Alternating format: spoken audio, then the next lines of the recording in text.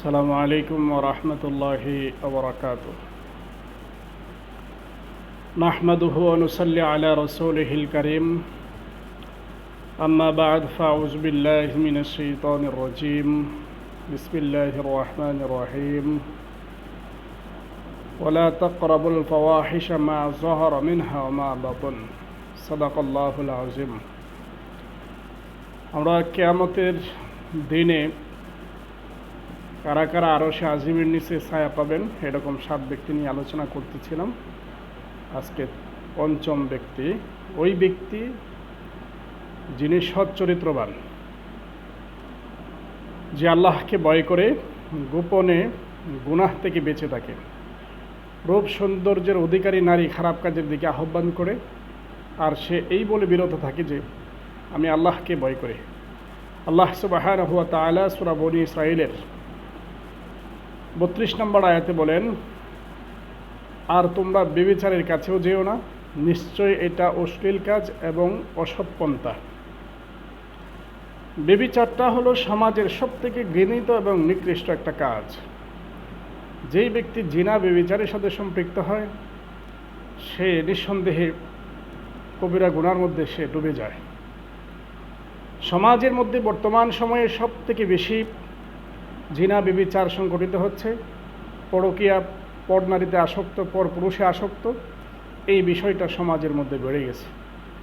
আল্লাহ সুবহানাহু ওয়া তাআলা সূরা আনআমের 151 নম্বর আয়াতের মধ্যে বলেন, ওয়ালা তাকরাবুল ফাওয়াহিশা মা যাহারা মিনহা ওয়া মা বাতান।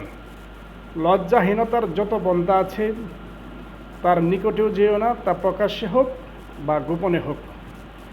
বর্তমান সময়ে আমাদের মধ্যে একটা বিষয় কাজ করে, সে বিষয়টা হলো যে আমরা কোনো কাজ যদি গোপনে করি তাহলে আমরা এটা অনুধাবন করি, এটা মনে করি যে হয়তো বা আমার এটা কিছুই হবে না। যদিও দুনিয়াতে আমি দামাসাফা দিতে পারি, যদিও দুনিয়াতে আমি এর থেকে পার পেয়ে যেতে পারি, কিন্তু পরকালে সম্ভব হবে না। আল্লাহ সুবহানাহু ওয়া তাআলা তিনি সমস্ত জায়গার খবর রাখেন, সব কিছু দেখেন, সব কিছু শুনেন। কোন পাত্তা তক হুকুম সে বেগের নেই, একটা পাতা পর্যন্ত আল্লাহ সুবহানাহু ওয়া তাআলার হুকুমের বাইরে লড়তে পারে না। আজকে একটা বিষয় আমাদের সামনে সুস্পষ্ট, একটা উদাহরণ যদি আপনাদের সামনে আমি পেশ করি, যে এক লোক বিদেশে আছে, তার দেশে অনেকগুলো প্রজেক্ট আছে। ওই প্রজেক্টগুলোতে সে কী করেছে, সিসিটিভি ক্যামেরা ফিট করেছে। এখন সে চাইলে বিদেশে বসে থেকেও তার কর্মকর্তা কর্মচারীগণ কী করতেছে সে কিন্তু এই বিষয়গুলো মডিফাই করতে পারবে, জাস্টিফাই করতে পারবে এবং যাচাই বাছাই করা তার সুযোগ আছে।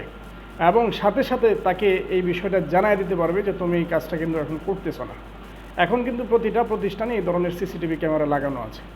মুহতারাম হাজিরিন, দুনিয়ার মানুষের মাথায় যে এই ধরনের জ্ঞান থাকে যে সিসিটিভি ক্যামেরা ব্যবহার করলে অনেক দূরে বসে থেকে পর্যবেক্ষণ করা যায়, গতিবিধি লক্ষ্য করা যায়, যে আল্লাহ সুবহানাহু ওয়া তাআলা আল্লাহু আলা কুল্লি শাইইন কাদির, সর্বময় ক্ষমতার অধিকারী, যিনি আসমান জমিন গ্রহ নক্ষত্র সব কিছুকে সৃষ্টি করেছেন, একক নিয়ন্ত্রণে সব কিছুকে পরিচালিত করতেছেন, ওই আল্লাহ সুবহানাহু ওয়া তাআলার কাছে কত উন্নত মানের ডিভাইস আছে। এই জন্য মুহতারাম হাজিরিন, একটা বিষয় আমাদের সবসময় লক্ষ্য রাখতে হবে। যদি আমি এই বিষয়টা মনে করি যে আল্লাহ সুবহানাহু ওয়া তাআলা আমাকে দেখতেছেন, অতএব কোনো জায়গাতেই গুনার কাজ করা সম্ভব হবে না। হযরত ইউসুফ আলাইহিস সালাতু ওয়াস সালামের ঘটনা আমরা সবাই জানি, প্রসিদ্ধ ঘটনা। হ্যাঁ, যখন জুলাইকা তার সাথে অপকর্মে লিপ্ত হওয়ার চেষ্টা করেছিল, তখন হযরত ইউসুফ আলাইহিস সালাতু ওয়াস সালাম বলছেন যে আমার আল্লাহ তাআলা দেখতেছেন। হ্যাঁ, তিনি ওই জায়গা থেকে ফিরে এসেছিলেন। আজকেও যেই যুবকেরা তারা কি করবে, প্রকাশ্যে হোক গোপনে হোক, যেই সমস্ত গুনাহের কাজ আছে, জিনা ব্যভিচার হোক বা এই ধরনের কঠিন গুনার যে কাজগুলো আছে, এইগুলা থেকে যদি বিরত থাকে, সৎ চরিত্রবান হয়, তাহলে ওই ব্যক্তি আল্লাহ সুবহানাহু ওয়া তাআলার কিয়ামতের ময়দানে যে আরশে আযমের ছায়া থাকবে ওই ছায়ার নিচে স্থান পাবে। আল্লাহ সুবহানাহু ওয়া তাআলা আমাদের সকলকে ওই আরশে আযমের ছায়ার নিচে স্থান পাবার মতো যোগ্য হয়ে দুনিয়ার থেকে বিদায় হওয়ার তৌফিক দান করুন। আমা তৌফিক ইল্লা বিল্লাহ। ওয়া আখিরু দাওয়ানা আনিল হামদুলিল্লাহি রাব্বিল আলামিন। আসসালামু আলাইকুম ওয়া রাহমাতুল্লাহি ওয়া বারাকাতুহু।